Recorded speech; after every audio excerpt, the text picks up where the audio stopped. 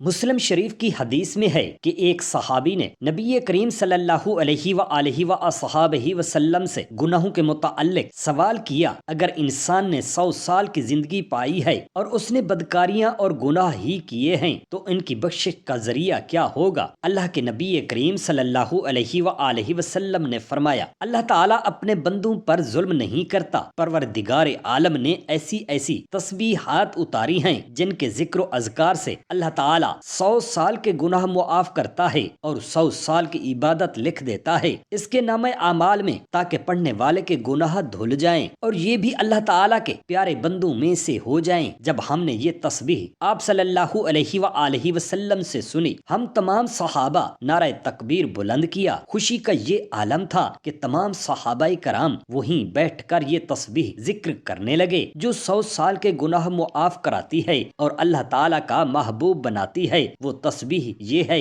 بسم اللہ الرحمن الرحیم، السلام علیکم ورحمۃ اللہ۔ حضرت نواس بن سمعان رضی اللہ تعالی عنہ کہتے ہیں کہ میں نے اللہ کے آخری رسول صلی اللہ علیہ وآلہ وسلم سے نیکی اور گناہ کے متعلق سوال کیا تو آپ صلی اللہ علیہ وآلہ وسلم نے فرمایا، نیکی عادت کا اچھا ہونا ہے اور گناہ وہ ہے جو تیرے سینے میں کھٹکے اور تو اس بات کو ناپسند کرے کہ لوگ اس پر اطلاع پائیں۔ بحوالہ مسلم شریف، حسن خلق سے مراد عام طور پر لیا جاتا ہے کہ لوگوں سے اچھا برتاؤ کیا جائے، کھلے چہرے اور میٹھی زبان کے ساتھ ملاقات کی جائے، سختی اور درشتی سے پرہیز کیا جائے، مگر یہ ایک محدود مفہوم ہے۔ حقیقت یہ ہے کہ حسن خلق اللہ تعالیٰ کے تمام احکام کو اس طرح اوڑھنا بچھونا بنا لینے کا نام ہے کہ وہ آدمی کی فطرت ثانیہ اور کسی مشقت کے بغیر خود بخود ہوتے چلے جائیں۔ اس کی دلیل یہ ہے کہ اللہ تعالیٰ نے رسول اللہ صلی اللہ علیہ وآلہ وسلم کے متعلق فرمایا، یقیناً آپ عظیم خلق پر ہیں۔ حضرت سعد بن حشام بن عامر نے حضرت عائشہ صدیقہ رضی اللہ تعالی عنہا سے پوچھا کہ آپ مجھے رسول اللہ صلی اللہ علیہ وآلہ وسلم کے خلق کے متعلق بتائیں، تو انہوں نے فرمایا، کیا تم قرآن نہیں پڑھتے؟ تو انہوں نے کہا، کیوں نہیں؟ فرمایا، یقیناً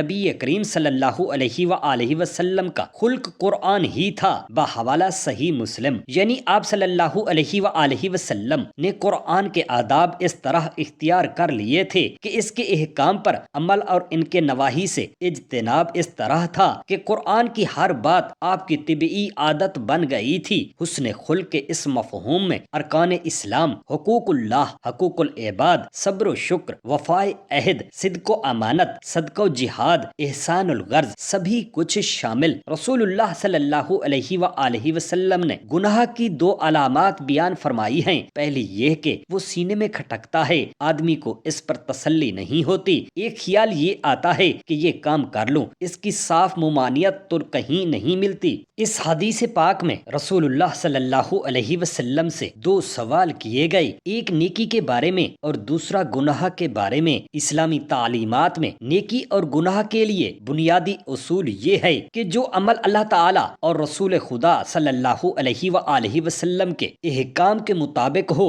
وہ نیکی ہے، اور اگر اس کے خلاف ہو تو وہ گناہ ہے۔ حتیٰ کہ عبادات جو کہ سراسر نیکی ہیں، اگر وہ اللہ تعالیٰ کے احکام کے خلاف کی جائیں تو بجائے نیکی کے گناہ کا سبب بن جاتے ہیں۔ مثلا نماز پڑھنا بہت بڑی عبادت ہے، لیکن سورج کے طلوع ہوتے وقت، غروب ہوتے وقت نماز پڑھنا مکروہ ہے۔ اگر کوئی شخص ان مکروہ اوقات میں نماز پڑھے تو وہ گناہ کا سبب بن جائے گا۔ اسی طرح روزہ رکھنا عظیم عبادت ہے، لیکن عید کے دن چونکہ روزہ رکھنا ممنوع ہے، اس لیے اگر عید کے دن روزہ رکھا تو یہ گناہ کا سبب ہوگا۔ اس سے معلوم ہوا کہ نیکی اصل میں اطاعت الہی کا نام ہے۔ اللہ رب العزت نے اسلام کے ذریعے ہمیں اچھے اخلاق کی تعلیم دی۔ حسن خلق یعنی لوگوں سے اچھا برتاؤ کرنا بہت بڑی نیکی ہے۔ دراصل اچھے اخلاق سے لوگوں کو فائدہ ہی پہنچے گا، اور نیکی وہی ہو سکتی ہے جس سے مخلوق کو فائدہ پہنچے۔ جب لوگوں کو کسی کام سے فائدہ پہنچتا ہے تو وہ اس کام کو پسند کرتے ہیں، اور خود کام کرنے والا بھی اس بات کو فطری طور پر چاہتا ہے کہ میرے اچھے کام لوگوں کو معلوم ہوں۔ چنانچہ رسول اللہ صلی اللہ علیہ وآلہ وسلم نے نیکی کے برعکس گناہ کی پہچان یہ بتائی کہ گناہ وہ عمل ہے جس کے کرنے کے بعد آدمی دل کے اندر کھٹکا محسوس کرے۔ حقیقت یہی ہے کہ مومن کا دل ہی نیکی اور بدی کی کسوٹی ہے۔ جب انسان سے برا کام سرزد ہو جاتا ہے تو پھر وہ یہ بھی نہیں چاہتا کہ لوگوں کو میرا یہ برا کام معلوم ہو سکے اور وہ اسے چھپانے کی ہرگز کوشش میں لگا رہتا ہے۔ اب مثال کے طور پر رشوت کے گناہ کا تذکرہ ہوا تو کسی ایسے شخص کو دیکھیے جس نے کبھی رشوت نہ لی ہو۔ اگر کوئی شخص زبردستی اسے رشوت دینے کی کوشش کرے تو وہ لینے سے انکار کرتا ہے۔ بہت اصرار ہوا تو جب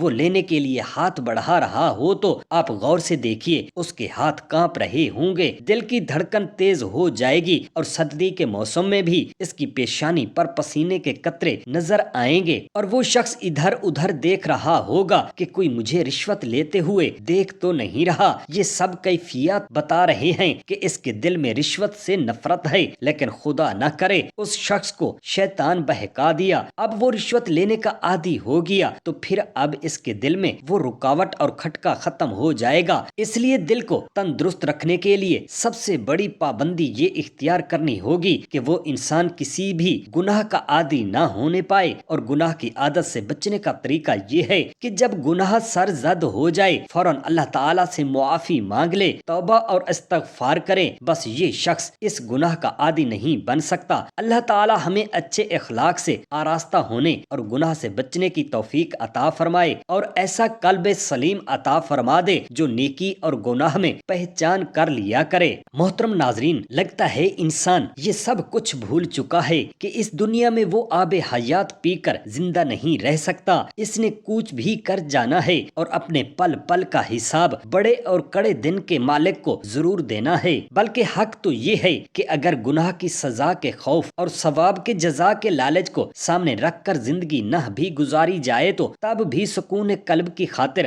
حقیر انسان کو لغویات و خواہشات، کمینگی، بدی، بدنیتی اور گناہ کی زہرناکی سے بچنا چاہیے تھا۔ وہ گناہ کی ذلت اور ثواب کی اہمیت سے قطعی طور پر نابلد ہو کر خود کو ہی جینے کی مہلت دیے جا رہا ہے۔ جنت، دوزخ اور جزا و سزا کو محض نظریہ یا بے معنی الفاظ سمجھ رہا ہے۔ یہ اس کے پاگل پن کی حتمی انتہا نہیں تو اور کیا ہے۔ کتنی عجیب بات ہے، رات کو گناہ اور عبادت دونوں کے لیے یکساں طور پر موزوں سمجھا جاتا ہے۔ ایک کو یہ مان کے خدا اسے دیکھ رہا ہے، دوسرے کو یہ گمان کہ اس وقت خدا سو رہا ہوگا۔ یہ بات کوئی بھی تسلیم نہیں کرتا، مگر حقیقت یہ ہے کہ ہر انسان کی زندگی غلطیوں اور خطاؤں اور گناہوں کا پلندہ ہے۔ اگر کبھی یہ غلطیاں، یہ گناہ، یہ خطائیں اس کے سامنے تجسیم میں آ جائیں تو یوں محسوس ہوگا جیسے ایک اکیلا انسان لاکھوں درندوں میں گھر گیا ہو۔ سوچئے اگر تریاک کی زیادہ زہر بن جاتی ہے تو انسان کے گناہوں کی زیادتی کا انجام کیا ہوگا۔ حیرت ہے کہ ایک گناہ کی 5 سزائیں مقرر ہیں، پھر بھی اسے انسان ایک سمجھ کر کیے جاتا ہے۔ ضمیر کی چبھن، زمانے کی نفرت، قانون کی سزا،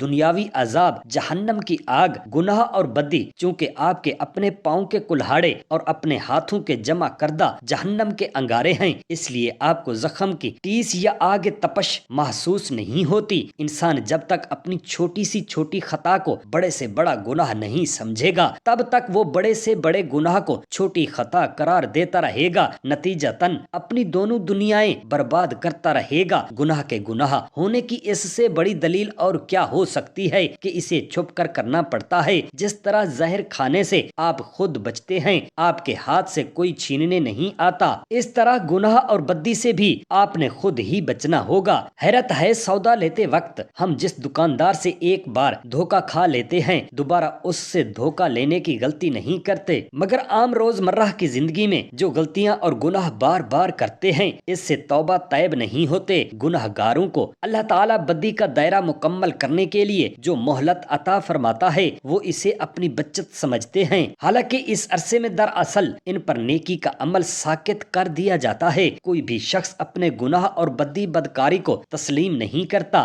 اس لیے کہ کسی کو اپنی زندگی سے بدبو نہیں آتی۔ بظاہر گناہ گار شخص اپنی تمام تر اخلاقیات کو روند کر گناہ کر گزرنے کو اپنی بہادری کا کارنامہ سمجھتا ہے، جبکہ اصل میں یہ اس کی روز حشر کے کڑے اور بڑے حساب سے بچنے پر سارا زور صرف کر دینے کی سعی لا حاصل ہے۔ لوگوں کا عقیدہ ہے جنت دوزخ کا تصور محض عقیدہ ہے، حقیقت میں کچھ نہیں ہے، حالانکہ یہ ان کا ذاتی فلسفہ یا فتویٰ ہو سکتا ہے۔ دونوں حقیقتیں اپنی جگہ پر موجود ہیں۔ جنت دوزخ کی مختصر تعریف یہ ہے کہ ہمارا ہر سانس خالق کی جانب سے ایک کرم ہے، جواباً ہمارا ہر سانس ناشکری کا ایک سلسلہ جاریہ ہے، اور یہی گناہ عظیم ہے۔ دنیا میں بھاری ترین عمل نیکی کرنا ہے۔ جو اس راہ پر آ گیا اسے آخرت میں دوزخ کا کیا خوف۔ اگر انسان جنت اور دوزخ کا فرق پیدا کر دیتا ہے، جب خود آگہی گمراہی میں تبدیل ہو جاتی ہے، مان گمان میں بدل جاتا ہے، نیک نیتی بد نیتی میں ڈھل جاتی ہے، فنا کو بقا سمجھ لیا جاتا ہے۔ محترم ناظرین، کتاب و سنت کے مطالعے سے یہ بات معلوم ہوتی ہے کہ گناہ انسانی زندگی پر منفی اثرات مرتب کرتے ہیں، اور گناہوں کی ہلاکت خیزی اس قدر شدید ہے کہ انسان کی زندگی میں آنے والی جملہ تکالیف کا ان سے انتہائی گہرا تعلق ہے۔ اللہ تبارک و تعالی سورہ شورا کی آیت نمبر 30 میں ارشاد فرماتا ہے، اور جو بھی تمہیں کوئی مصیبت پہنچتی ہے تو وہ اسی کی وجہ سے ہے جو تمہارے ہاتھوں نے کمایا، اور وہ درگزر کر دیتا ہے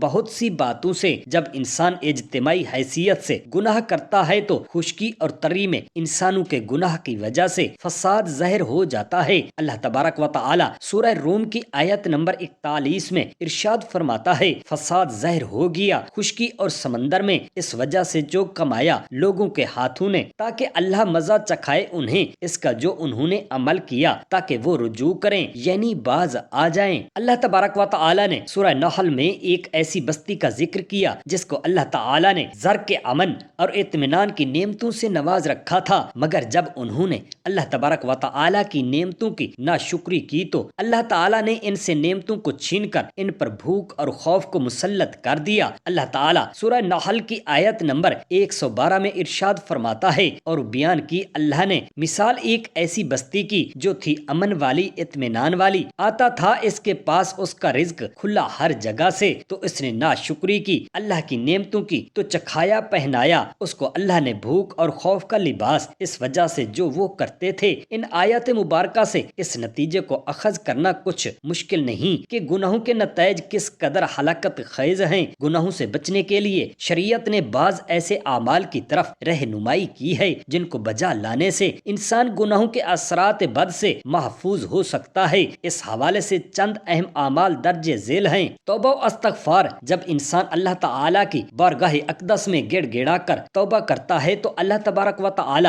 اس کی خطاؤں کو معاف فرما دیتا ہے، خواہ وہ کتنی ہی بڑی خطائیں کیوں نہ ہوں۔ اللہ تبارک و تعالی نے سورہ فرقان میں 3 بڑے گناہ شرک، قتل اور زنا کا ذکر کیا جن کی ہلاکت خیزی اظہر من الشمس ہے۔ جب انسان ان گناہوں کے بعد توبہ کا طلبگار ہو کر اللہ تبارک و تعالی کی بارگاہ اقدس میں آتا ہے تو اللہ تعالی اس کی خطاؤں کو معاف فرما دیتا ہے۔ اس حوالے سے سورہ فرقان کی آیت نمبر 68 سے 70 میں ارشاد ہوا، اور وہ لوگ جو نہیں پکارتے اللہ کے ساتھ کسی دوسرے معبود کو، اور نہ وہ قتل کرتے ہیں اس جان کو جسے اللہ نے حرام کیا ہے مگر حق کے ساتھ، اور نہ وہ زنا کرتے ہیں، اور جو یہ کام کرے گا وہ ملے گا سخت گناہ کی سزا کو دگنا کیا جائے گا، اس کے لیے عذاب قیامت کے دن، اور وہ ہمیشہ رہے گا اس میں ذلیل ہو کر، مگر جو توبہ کرے اور ایمان لائے اور نیک عمل کرے پس یہ وہ لوگ ہیں جن کے گناہوں کو اللہ تعالی نے نیکیوں کے ساتھ بدل دیا ہے۔ تقوی، جب انسان اللہ تبارک و تعالی کے خوف کی وجہ سے گناہوں کو چھوڑ دیتا ہے تو اللہ تبارک و تعالی ان کی خطاؤں کو معاف فرما دیتا ہے۔ اللہ سبحانہ و تعالی سورہ طلاق کی آیت نمبر 5 میں ارشاد فرماتا ہے، اور جو اللہ سے ڈرے گا تو وہ دور کر دے گا اس سے اس کی برائیاں، اور وہ زیادہ کر دے گا اس کا اجر۔ گناہوں کے بعد نیکیوں کا اہتمام، جو انسان گناہوں کے بعد نیکیوں کا اہتمام کرتا ہے اللہ سبحانہ و تعالی اس کے سابقہ گناہوں کو مٹا دیتا ہے۔ اللہ تبارک و تعالی سورہ ہود کی آیت نمبر 114 میں ارشاد فرماتا ہے، بے شک نیکیاں دور کر دیتی ہیں سب برائیوں کو، یہ نصیحت ہے یاد رکھنے والوں کے لیے۔ صدقات کا اہتمام، جو انسان اللہ سبحانہ و تعالی کی بارگاہ اقدس میں اس کے دیے گئے مال میں سے خرچ کرتا ہے تو اللہ تبارک و تعالی اس کے گناہوں کو مٹا دیتا ہے۔ اللہ تبارک و تعالی نے سورہ توبہ کی آیت نمبر 103 میں ارشاد فرمایا، آپ لیجئے ان کے مالوں میں سے صدقہ تاکہ آپ پاک کریں انہیں اور آپ تزکیہ کریں ان کا اس کے ذریعے، اور دعا فرمائیں ان کے حق میں، بے شک آپ کی دعا باعث سکون ہے ان کے لیے۔ ان تسبیحات کا اہتمام، جو شخص صبح و شام 100 مرتبہ سبحان اللہ و بحمدہ کا ورد کرتا ہے اللہ سبحانہ و تعالی اس کے گناہوں کو مٹا دیتا ہے، خواہ وہ سمندر کی جھاگ کے برابر ہی کیوں نہ ہوں۔ نبی کریم صلی اللہ علیہ وآلہ وسلم کی اتباع، جو شخص نبی کریم صلی اللہ علیہ وسلم کی اتباع کرتا ہے اللہ تبارک و تعالی اس کے گناہوں کو مٹا دیتا ہے۔ اللہ سبحانہ و تعالی سورہ آل عمران کی آیت نمبر 31 میں ارشاد فرماتا ہے، آپ کہہ دیں اگر ہو تم محبت کرتے اللہ سے تو میری پیروی کرو، اللہ تم سے محبت کرنے لگے گا اور وہ معاف کر دے گا تمہارے لیے تمہارے گناہ، اور اللہ بہت بخشنے والا بہت مہربان ہے۔ جو شخص زندگی کے نشیب و فراز کے دوران ہمیشہ سچائی سے کام لیتا ہے اللہ سبحانہ و تعالی اس کی خطاؤں کو معاف فرما دیتا ہے۔ سورہ احزاب کی آیت نمبر 70 تا 71 میں ارشاد ہوا، اے وہ لوگو جو ایمان لائے ہو اللہ سے ڈرو اور بالکل سیدھی بات کہو، وہ درست کر دے گا تمہارے لیے تمہارے اعمال اور وہ بخش دے گا تمہارے لیے تمہارے گناہ، اور جو اطاعت کرے اللہ اور اس کے رسول کی تو یقیناً اس نے کامیابی حاصل کی، بہت بڑی کامیابی۔ جو انسان اللہ تبارک و تعالی کی رضا کے لیے حج کرتا ہے اللہ سبحانہ و تعالی اس کی خطاؤں کو معاف فرما دیتا ہے اور اس کو اس طرح کر دیتا ہے جیسے وہ آج ہی اپنی ماں کے بطن سے پیدا ہوا ہے۔ اس زمن میں اہم حدیث درج ذیل ہے، سنن نسائی اور ابن ماجہ میں سیدنا عمر بن خطاب رضی اللہ تعالی عنہ روایت کرتے ہیں کہ نبی پاک صاحب الاولاق صلی اللہ علیہ وآلہ وسلم نے فرمایا، یک کے بعد دیگرے حج اور عمرہ ادا کرتے رہو، کیونکہ ان دونوں کو پے در پہ ادا کرنے سے فکر و فاقہ اور گناہ یوں ختم ہو جاتے ہیں جیسے بھٹی میل کچیل کو ختم کر دیتی ہے۔ جو شخص قرآن مجید پر مکمل پختہ ایمان رکھتا ہے تو اللہ تبارک و تعالی اس کی خطاؤں کو معاف فرما دیتا ہے۔ اس حوالے سے سورہ محمد کی آیت نمبر 2 میں اللہ پاک ارشاد فرماتا ہے، اور وہ لوگ جو ایمان لائے انہوں نے نیک اعمال کیے اور وہ ایمان لائے اس قرآن پر جو نازل کیا گیا محمد صلی اللہ علیہ وآلہ وسلم پر، اور وہی حق ہے ان کے رب کی طرف سے، اللہ نے دور کر دی ان سے ان کی برائیاں اور ان کے حال کی اصلاح کر دی۔ اگر مذکورہ بالا اعمال پر توجہ دی جائے تو انسان گناہوں سے پاک ہو سکتا ہے۔ جو شخص فجر کی نماز کے بعد 100 مرتبہ یہ تسبیح پڑھے گا اس کے 100 سال کے گناہ معاف ہوں گے، 200 مرتبہ پڑھے گا 200 سال کے گناہ معاف۔ اگر پورے دل سے پڑھ کر اگر آپ 100 کروڑ بھی مانگیں گے تو اللہ تعالیٰ آپ کو 100 ارب دے گا۔ محترم ناظرین، یہ تسبیح اللہ تعالیٰ کے مبارک نام ہیں، یا رحیم یا کریم، 101 مرتبہ پڑھنا ہے، یعنی کہ ایک تسبیح مکمل پڑھنی ہے۔ اس کے بعد آپ نے سورۃ الکوثر 7 مرتبہ پڑھنا ہے، انا اعطیناک الکوثر فصل لربک وانحر ان شانئک هو الابتر۔ سورۃ الکوثر پڑھنے کے بعد ایک تسبیح اس درود کی پڑھنی ہے، اللہم صلی علی محمد النبی الامی وعلی آلہ وسلم۔ یہ درود پاک پڑھنا ہے۔ جب یہ سارا عمل مکمل ہو جائے تو آپ نے اللہ تعالیٰ سے اپنے گناہوں کی بخشش مانگنی ہے۔ انشاءاللہ اس عمل کی بدولت آپ کے 100 سال کے گناہ ہوں گے تو وہ بھی معاف ہو جائیں گے اور 100 سال کی عبادت کا ثواب مل جائے گا۔ دعا ایک عظیم الشان عبادت ہے جس کی عظمت و فضیلت پر باکثرت آیت کریمہ اور احادیث طیبہ وارد ہیں۔ دعا کی نہایت عظمت میں ایک حکمت یہ ہے کہ دعا اللہ تعالیٰ سے ہماری محبت کے اظہار، اس کی شان الوہیت کے حضور ہماری عبدیت کی علامت، اس کے علم و قدرت و عطا پر ہمارے توکل و اعتماد کا مظہر اور اس کی ذات پاک پر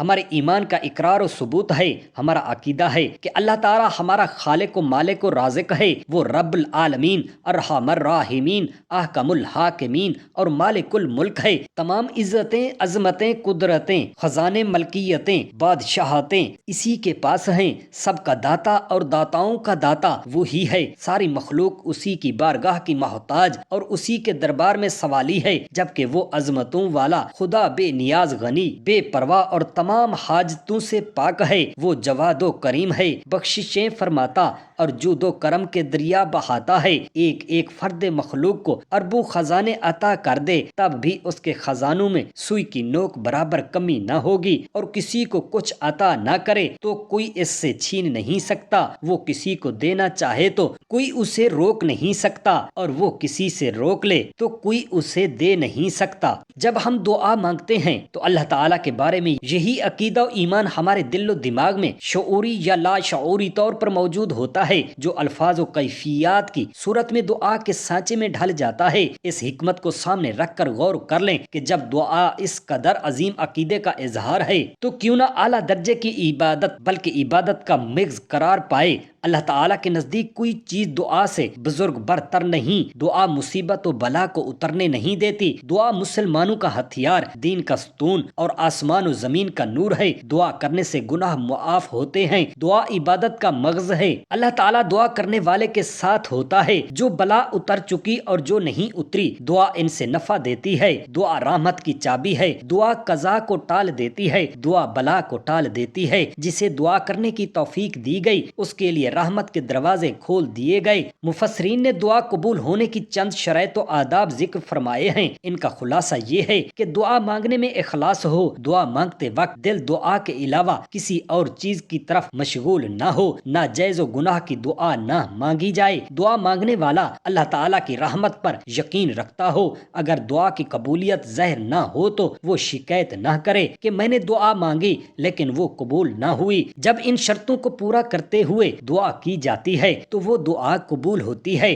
لیکن یہ ذہن میں رکھیں کہ قبولیت دعا کا اصل معنی ہے کہ بندے کی پکار پر اللہ تعالیٰ کا اسے لبیک عبدی فرمانا۔ یہ ضروری نہیں کہ جو مانگا وہ مل جائے، بلکہ مانگنے پر کچھ ملنے کا ظہور دوسری صورتوں میں بھی ہو سکتا ہے۔ مثلا اس دعا کے مطابق گناہ معاف کر دیے جائیں، یا آخرت میں اس کے لیے ثواب ذخیرہ کر دیا جائے، یا اصل مانگی ہوئی شے کی جگہ اس سے بہتر چیز عطا کر دی جائے، یا اس دعا میں مانگی ہوئی چیز بندے کی زیادہ ضرورت کے وقت تک مؤخر کر دی جائے۔ دعا مانگ کر نتیجہ اللہ تعالیٰ کے ذمہ کرم پر چھوڑ دینا چاہیے کہ رحمان و رحیم خدا ہمارے ساتھ وہی معاملہ فرمائے جو ہمارے حق میں بہتر ہو۔ سبحان اللہ۔ اللہ رب العالمین ارحم الراحمین سے عاجزانہ گڑ گڑا کر ہاتھ اٹھا کر دعا کرتے ہیں، میرے تمام مسلمان بہن بھائیوں کی پریشانیاں اللہ پاک دور کر دے، رزق کی فراوانی عطا کر دے، تنگ دستی کو ختم کر دے۔ یا اللہ قرض داروں کو قرض سے نجات عطا فرما دے، بے گھروں کو گھر عطا فرما، بے روزگاروں کو روزگار عطا فرما،